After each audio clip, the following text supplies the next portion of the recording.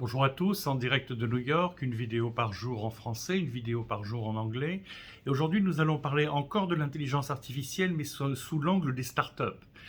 Autant l'intelligence artificielle est une menace pour les grandes entreprises existantes et en termes d'emploi, pas de profit, mais en termes d'emploi, parce que beaucoup de gens sont virés, sont licenciés à cause de l'intelligence artificielle, alors que l'intelligence artificielle a un aspect positif. L'aspect positif, c'est pour les startups, pour les jeunes entreprises. Pourquoi? Parce que quand vous avez de l'intelligence artificielle et que vous l'utilisez, vous gagnez de la main-d'œuvre dont vous n'avez pas besoin.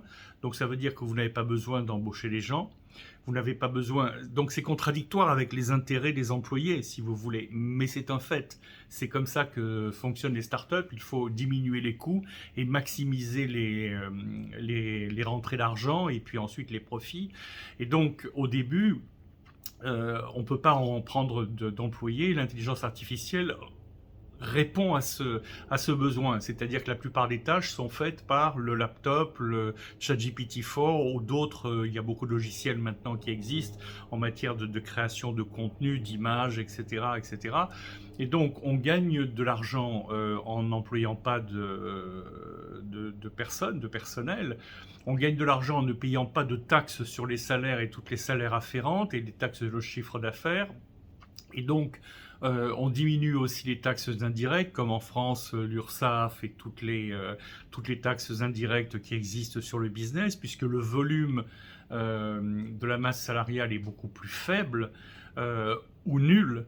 Et donc, ça permet de faire des économies, d'être en pointe du point de vue des technologies, puisque au lieu de faire des petits travaux à la main, j'allais dire, et qui demandent du temps, ben on fait des travaux directement avec l'intelligence artificielle qui donne souvent des réponses beaucoup plus claires et beaucoup plus rapides. Prenons un exemple, si vous voulez faire une présentation PowerPoint, si vous voulez vraiment qu'elle soit bien faite, il faut compter quand même 2-3 heures, parfois pour des gens qui sont inexpérimentés, une journée entière.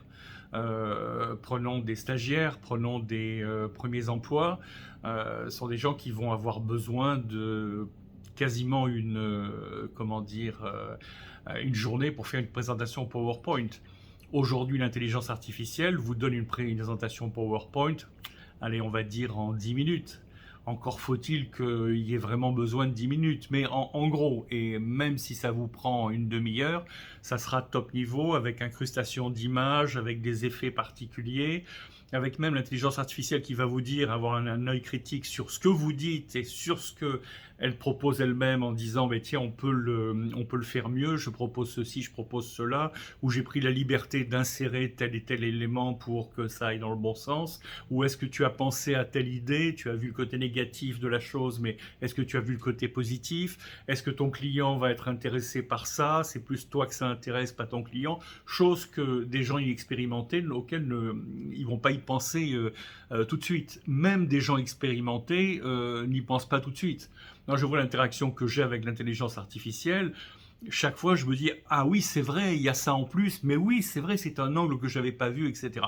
Donc là moi ça fait des dizaines d'années que je suis dans le business, mais pour des gens qui commencent une start-up, c'est quelque chose d'essentiel. L'intelligence artificielle est votre meilleur ami. Donc là, c'est un peu contradictoire avec tout ce qu'on dit sur la suppression des jobs, mais c'est le côté Janus à deux faces, c'est le dieu qui avait deux faces, et donc une fois c'est blanc, une fois c'est noir, une fois c'est rouge, une fois c'est vert, une fois c'est négatif, une fois c'est positif, etc. Là, on est dans un domaine de l'intelligence artificielle qui est extrêmement positif pour les startups. Autre élément, vous n'avez pas besoin d'espace, c'est-à-dire que si vous êtes sur un WeWork, sur un espace partagé, ou si vous louez tout simplement des locaux, si vous avez 30 personnes, vous allez devoir avoir l'espace pour 30 personnes. Si vous avez 5 personnes, parce que 25%, 25 jobs sont performés par l'intelligence artificielle, et ben vous allez payer moins d'argent sur le loyer, sur l'électricité, sur l'air conditionné, sur le chauffage, sur les photocopieuses, sur tous les services et sur les salaires, etc.